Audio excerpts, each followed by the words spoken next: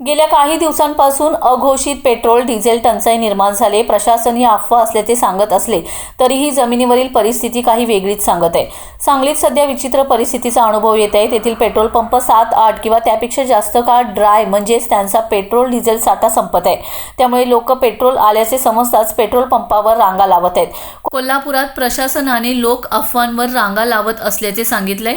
अनेकांनी हातातली कामे सोडून पेट्रोलसाठी रांगा लावल्या होत्या, तरीही त्यांना टाकी फुल करता आली नाही, कारण पेट्रोल पंपांनी प्रत्येकाला 2 लिटरच पेट्रोल दिले. या 4ही जिल्ह्यांना मिरजमधील भारत पेट्रोलियम, HP आणि इंडियन ऑइल यांच्या ऑइल डेपोमधून पेट्रोल डिझेल पुरवलं जातं. या ऑइल डेपोमधूनच या पेट्रोल पंपांना पुरेसे पेट्रोल डिझेल दिले जात नसल्याचं समोर येत आहे. सिंधुदुर्गातील भारत पेट्रोलियम आणि इंडियन ऑइल कंपन्यांच्या पेट्रोल पंपासाठी इंधन आणण्यासाठी सोमवारी पहाटेपासून टँकर या डेपोबाहेर वाट पाहत थांबलेले आहेत. मंगळवार दुपार झाली तरी ते कंपन्यांनी भरलेले नाहीत. असेच टँकर कोल्हापूर, सांगली, रत्नागिरीतील पेट्रोल पंपाचे देखील आहेत. परंतु कंपन्यांना या पेट्रोल पंपांनी आगाऊ पैसे भरून चलन निघूनही त्यांचे टँकर भरत नाहीत. यामुळे पेट्रोल पंप ड्राय पडत आहेत. सध्या पेट्रोल पंपावर ऑनलाईन प्रणाली असल्याने कंपन्यांना त्यांच्याकडे स्टॉक किती आहे हे समजते. संपायला आले की कंपन्या एक टँकर भरतात आणि पाठवून देतात. हा टँकर सिंधुदुर्गात येईपर्यंत 8 ते 9 तासांचा वेळ लागतो. तोवर या पंपावरील पेट्रोल डिझेलचा स्टॉक संपलेला असतो आणि ते ड्राय पडलेले असतात. पेट्रोल डिझेलचे दर वाढण्याच्या शक्यतेने कंपन्या असे करत असल्याचं सिंधुदुर्गातील काही पेट्रोल पंप चालकांनी नाव न सांगण्याच्या अटीवर सांगितलंय.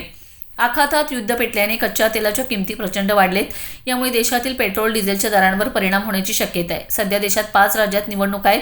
यामुळे इंधनाच्या दरात वाढ होण्याची शक्यता कमी असली तरी देखील वाढलेले दर कंपन्यांना मोठे नुकसान करणार आहेत. यामुळे कंपन्या दरवाढीचा निर्णय घेण्याची शक्यता आहे. आज आपण सांगलीमधील कॉलेज कॉर्नर येथील भारत पेट्रोल पंपावर जमलेला आहे. आलेलो आहे आम्ही.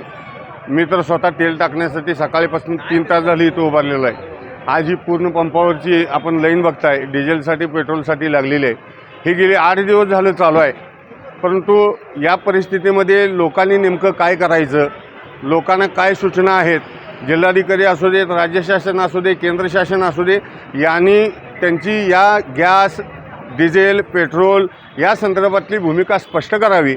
या ठिकाणी लोक लाईनमध्ये राहून लाईनमध्ये पुढं आणि मागं यासाठी भांडणं व्हायला लागलेली आहेत. मारामाऱ्या व्हायची पाळी आलेली आहे. परंतु सरकार झोपलेलं आहे.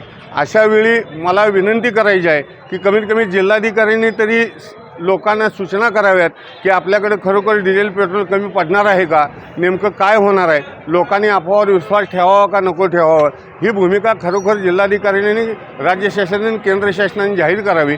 आज पूर्ण महाराष्ट्रामध्ये जिथं जाईल तिथं राखेलला, पेट्रोलला, डिझेलला लाईन लागलेले आहेत. रस्ते पॅक व्हायला लागलेले आहेत. अशा परिस्थितीमध्ये शासनाची भूमिका नाही का, नेमकं काय आहे हे लोकांच्यापर्यंत पोहोचवणं, काय पोहोचवणार नाही आहेत. काय लोकांनी अफवावर विश्वास ठेवा. आणि मला लोकांना देखील विनंती करायची आहे की सरकारची भूमिका स्पष्ट होऊच तोपर्यंत आपण यूट्यूब असू दे, इंस्टाग्राम असू दे, कोणत्याही व्हॉट्सअपला काही जरी आलं तरी त्याच्यावर विश्वास ठेवू नका.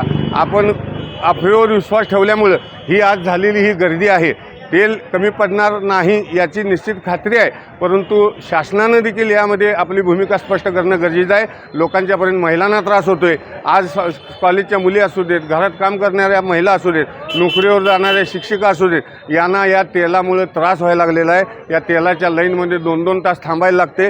शिक्षिका असतील तर त्यांना तिथं शाळेत गेल्यावर सही करू देत नाहीत मास्टरवर, अशी परिस्थिती आहे. कामावर गेले तर थंब करू देत नाहीत. अशा परिस्थितीत माझी विनंती आहे राष्ट्रवादी काँग्रेस सांगली जिल्हा शरदचंद्र गटाकडनं की त्यांनी या ठिकाणी शासनानं लवकरात लवकर आजच्या आज जिल्हाधिकाऱ्यांनी देखील या ठिकाणी घोषणा करावी की तेल कमी पडणार आहे, नाही पडणार आहे, नेमकं काय करावं. आणि यामुळं लोक साठा करून ठेवायला लागलेले आहेत, चोरून साठा करून ठेवायला लागलेले आहेत. आज जर ते साठा करून ठेवल्यामुळं घरामध्ये काही दुर्घटना घडली तर त्याला जबाबदार कोण? याला जबाबदार शासन राहील. जर काही साठा करून ठेवला आणि त्या ठिकाणी काही अपघातग्रस्त असं काही घडलं आणि त्यामध्ये जर जीवहानी झाली तर त्याला जबाबदार कोण? राज्य शासन राहणार आहे का केंद्र शासन राहणार आहे? ही भूमिका त्यांनी स्पष्ट करावी अशी माझी नम्र विनंती आहे.